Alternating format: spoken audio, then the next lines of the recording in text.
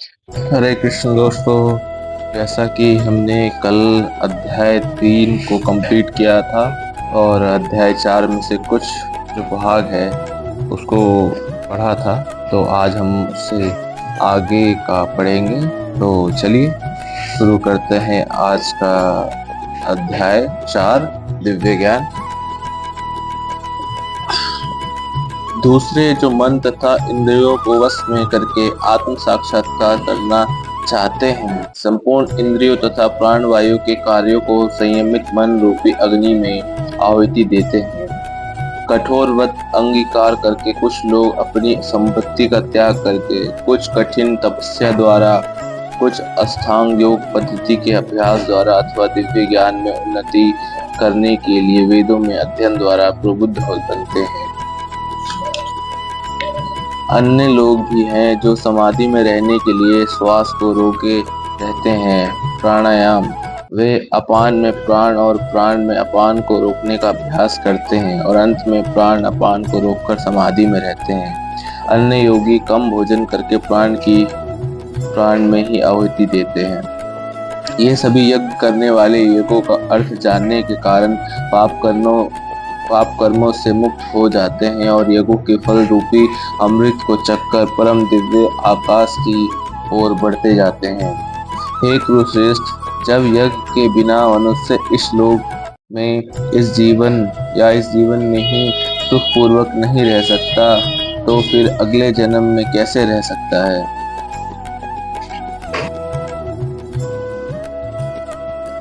ये विभिन्न प्रकार के यज्ञ वेदसम्मत है और ये सभी विभिन्न प्रकार के कर्मों से उत्पन्न हैं। इन्हें इस रूप में जानने पर तुम मुक्त हो जाओगे। हे परंतप, द्रव्य यज्ञ में ज्ञान यज्ञ श्रेष्ठ है। हे पार्थ, अनंतोत्तवा सारे कर्म योगों का अवसान दिव्य ज्ञान में होता है। तुम गुरु के पास जाकर सत्य को जानने का प्रयास करो, उनसे विनीत होकर जिज्ञासा करो और उनकी सेवा करो। स्वरूप सिद्ध व्यक्ति तुम्हें ज्ञान प्रदान कर सकते हैं क्योंकि उन्हें सत्य का दर्शन किया होगा। स्वरूप सिद्ध व्यक्ति से वास्तविक ज्ञान प्राप्त कर चुकने पर तुम पुनः कभी ऐसे मोह को प्राप्त नहीं होगे, क्योंकि इस ज्ञान के द्वारा तुम देख सकोगे कि सभी जीव परमात्मा के अंश स्वरूप है, अर्थात वे सब मेरे हैं। यदि तुम्हें समस्त पापियों में भी सर्वाधिक पापी समझा जाए तो भी तुम दिव्य ज्ञान रूपी नाव में स्थित होकर दुख सागर को पार करने में समर्थ होंगे। जैसे प्रज्वलित अग्नि ईंधन को भस्म कर देती है, इसी तरह हे अर्जुन, ज्ञान रूपी अग्नि भौतिक कर्मों के समस्त फलों को जला डालती है। इस संसार में दिव्य ज्ञान के समान कुछ भी उदात्त तथा शुद्ध नहीं है। ऐसा ज्ञान समस्त योग का परिपक्व फल है। जो व्यक्ति भक्ति में सिद्ध हो जाता है, वह यथा समय अपने अंतर में इस ज्ञान का आस्वादन करता है।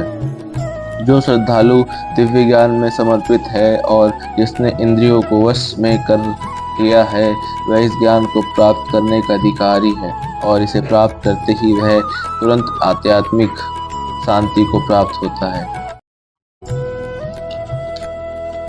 किंतु जो अज्ञानी तथा श्रद्धा विहीन व्यक्ति शास्त्रों में संदेह करते हैं, वे भगवत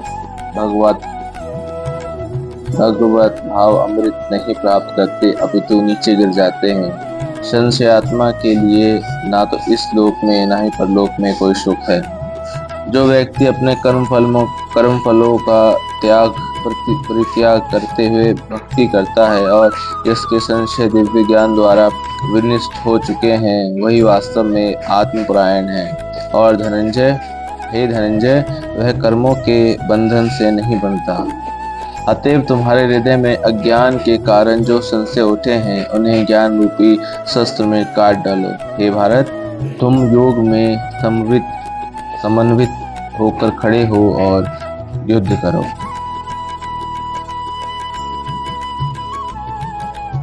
तो दोस्तों, हमने अध्याय 4 कंप्लीट किया है, दिव्य ज्ञान, और हम अध्याय 5 भी थोड़ा सा और पढ़ेंगे, जिसमें कर्म योग बताए, कृष्णा भावनामृत भावित कर्म। अर्जुन ने कहा, हे कृष्ण, पहले आप मुझसे कर्म त्यागने के लिए कहते हैं और फिर भक्ति पूर्वक कर्म करने का आदेश देते हैं। क्या आप अब कृपया करके निश्चित रूप से मुझे बताएंगे कि इन दोनों में कौन सा अधिक लाभप्रद है? श्री भगवान ने उत्तर दिया, मुक्ति के लिए तो कर्म का परित्याग तथा भक्ति में कर्मयोग दोनों ही उत्तम है, किंतु तुम दोनों में से कर्म के परित्याग से भक्ति युक्त कर्म श्रेष्ठ है। जो पुरुष ना तो कर्म फलों से घृणा करता है और न कर्म फल की इच्छा करता है, वह नित्य सन्यासी जाना जाता है। हे महाबाहु अर्जुन, ऐसा मनुष्य समस्त द्वंद्वों से रहित होकर भव बंधन को पार कर पूर्णतः मुक्त हो जाता है। अज्ञानी ही भक्ति कर्मयोग को भौतिक जगत के विश्लेषणात्मक अध्ययन सांख्य से भिन्न कहते हैं। जो वस्तुतः ज्ञानी है वे कहते हैं कि जो इनमें से किसी एक मार्ग का भली भांति अनुसरण करता है वह दोनों के फल प्राप्त कर लेता है। जो यह जानता है कि विश्लेषणात्मक अध्ययन सांख्य द्वारा प्राप्य स्थान भक्ति द्वारा भी प्राप्त किया जा सकता है और इस तरह जो सांख्य योग तथा भक्ति योग का एक समान देखता है वही वस्तुओं को यथारूप से देखता है। भक्ति में लगे बिना केवल समस्त कर्मों का परित्याग करने से कोई सुखी नहीं बन सकता, परंतु भक्ति में लगा हुआ विचारवान व्यक्ति शीघ्र ही परमेश्वर को प्राप्त कर लेता है। जो भक्ति भाव से कर्म करता है, जो विशुद्ध आत्मा है और अपने मन तथा इंद्रियों को वश में रखता है, वे सबों को प्रिय होता है और सभी लोग उसे प्रिय होते हैं। ऐसा व्यक्ति कर्म करता हुआ भी कभी नहीं बनता। दिव्य भावना में युक्त पुरुष देखते, सुनते, स्पर्श करते, सूंघते, खाते, चलते फिरते, सोते तथा श्वास लेते हुए भी अपने अंतर में सदैव ही जानता रहता है कि वास्तव में वह कुछ भी नहीं करता। बोलते, त्यागते, ग्रहण करते या आंखें खोलते बंद करते हुए भी यह जानता है कि भौतिक इंद्रिय अपने अपने विषयों में प्रवृत्त है और वह इन सब पर सबसे पृथक है।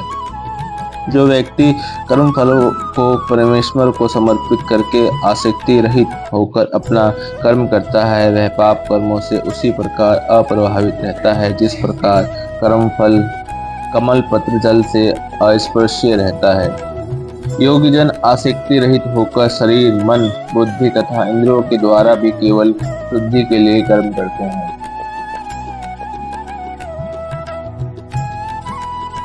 निश्चल भक्त शुद्ध शांति प्राप्त करता है क्योंकि वह समस्त कर्म फल मुझे अर्पित कर देता है, किंतु जो व्यक्ति भगवान से युक्त नहीं है और जो अपने श्रम का फल कामी है वह बंध जाता है। जब देहधारी जीवात्मा अपनी प्रकृति को वश में कर लेता है और मन में समस्त कर्मों का परित्याग कर देता है, तब वह नौ द्वारों वाले नगर भौतिक शरीर के बिना कुछ किए कराए सुख पूर्वक रहता है। शरीर रूपी नगर का स्वामी देहधारी जीवात्मा ना तो कर्म का सृजन करता है, ना लोगों को कर्म करने के लिए प्रेरित करता है, ना ही कर्म फल की रचना करता है। ये सब तो प्रकृति के गुणों द्वारा ही किया जाता है।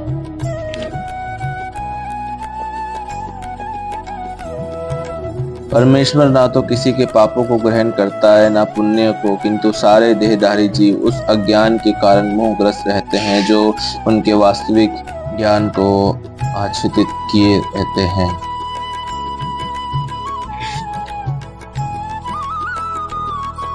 किंतु जब कोई उस ज्ञान से प्रबुद्ध होता है जिससे अविद्या का विनाश होता है, तो उसके ज्ञान में सब कुछ उसी तरह प्रकट हो जाता है जैसे दिन में सूर्य से सारी वस्तुएं प्रकाशित हो जाती है। तब मनुष्य की बुद्धि, मन, श्रद्धा तथा शरण सब कुछ भगवान में स्थिर हो जाते हैं। तब वह पूर्ण ज्ञान द्वारा समस्त कल्मश से शुद्ध होता है और मुक्ति के पथ पर अग्रसर होता है। विनम्र साधु पुरुष अपने वास्तविक ज्ञान के कारण इस एक विद्वान तथा विनीत ब्राह्मण गाय, हाथी, कुत्ता या चांडाल के समान दृष्टि संभाव से देखते हैं। तो दोस्तों, आज हमने अध्याय 5 को आधा कंप्लीट किया है, बाकी हम आधा कल करेंगे। तो अगर आपको कुछ भी कहना है तो आप हमें कमेंट कर सकते हैं और अगर आपको मेरी वीडियो थोड़ी भी सही लगती है, अच्छी लगती है, और आप लाइक कर सकते हैं उसको। तो आपसे अब कल मिलेंगे, चलिए फिर मिलते हैं आपसे कल। हरे कृष्ण।